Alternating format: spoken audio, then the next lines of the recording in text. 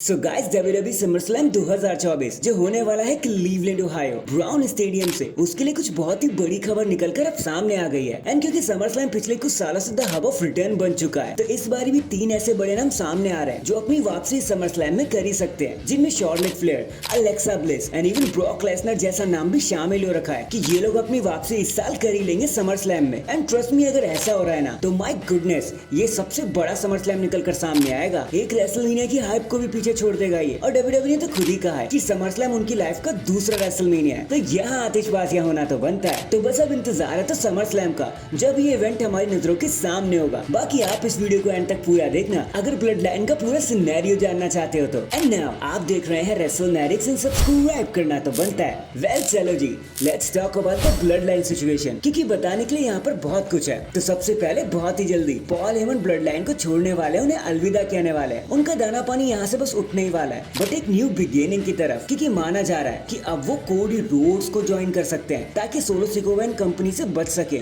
उनको मजा सिखाया जा सके। अब देखो, जिसने भी क्लैश एट द कैसल अच्छे से देखा होगा तो वो इतना तो जान ही चुका होगा कि अब solo Sikoa next in line है जो कोडी रोड्स को चैलेंज कर सकते हैं फॉर द चैंपियनशिप, और वही होकर भी रहेगा। एंड इसी उधेड़-बुन में पॉल हेमन ब्लड लाइन को अलविदा कह देंगे, टाटा बाय बाय कहते हुए नजर आ जाएंगे। वैसे भी जिस हिसाब से उन्हें धमकियां मिल रही है ना सोलो सिकोवा से, टामा टोंगा से, तो भाई कोई भी होता तो ब्लड लाइन को छोड़ ही देता। तो पॉल हेमन किस खेत की मूली है। और तो और पॉल हेमन के चले जाने के बाद इमीडिएटली सोलो सिकोवा एक न्यू मेंबर को रिक्रूट कर लेंगे, जो मोस्ट प्रोबेबली या तो जेकब फातू होंगे या फिर हुकुलियो होंगे। खैर, अब अगर ये सोचा जाए कि इन सब चीजों का रोमन रेंज पर क्या असर पड़ेगा, तो भाई माना जा रहा है कि रोमन रेंज अकेले रिटर्न नहीं करने वाले, क्योंकि वो सेंस नहीं बनाएगा। क्योंकि जब तक वो आएंगे ना, ब्लड लाइन 2.0 और ज्यादा स्ट्रांग हो चुकी होगी, तो रोमन रेंज का अकेले आने का कोई सीन नहीं बनेगा।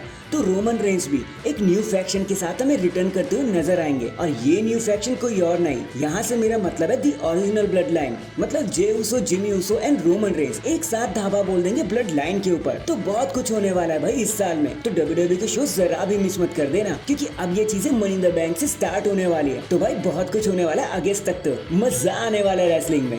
सो this is war, next is it me, या फिर आप लोगों को भी ऐसा लगता है WWE को अब ज्यादा टाइम नहीं लगाना चाहिए ओटिस वर्सेस चैट गेबल के मैच को बुक करने के लिए, क्योंकि चलो एक कड़ी जो इनको दूर रख रही थी ना, वो है Sami Zayn and Intercontinental Championship. अब वो चांस तो उनके हाथ से जा चुका है। तो WWE क्या ही सोच रही है अब। और बहुत से एक्सपर्ट का तो ये भी मानना है कि एटलीस्ट अब WWE को ट्रिगर पुल कर ही देना चाहिए, क्योंकि इससे ज्यादा अगर उन्होंने खींचा तो WWE का इंटरेस्ट उन पर से हट जाएगा। क्योंकि सिर्फ चैट गेबल को बुक करने के लिए WWE ने 2 साल ले लिए, और वो तो टाइटल भी नहीं जीते। तो कंसर्न करने की बात तो है। इन दी एंड अभी कोडी रोड्स ने एक शॉर्ट इंटरव्यू देते हुए बताया कि देखो यार, जब मैं और द रॉक एक दूसरे के साथ वर्ल्ड वॉर कर रहे थे, मतलब शब्दों की लड़ाइयां कर रहे थे, तो द रॉक फाइनल बॉस है, कंपनी के बोर्ड ऑफ डायरेक्टर है, तो भाई वो हर चीज कर सकते हैं। तो मैंने भी कर दिया, एंड कुछ वर्ड्स ऐसे भी कह दिए जो हमें नहीं कहने चाहिए थे। तो सच बताऊं ना, मुझे तो काफी बुरा लगा, क्योंकि बच्चे देख रहे होते हैं भाई, जरा भी अच्छा नहीं लगता। और मैं नहीं चाहता कि उनके लिए कोई मैं गलत एग्जाम्पल दूं। हमने एक दूसरे को क्रिटिसाइज किया, कर्स चीजें बोली, जो शायद उस समय जरूरी था,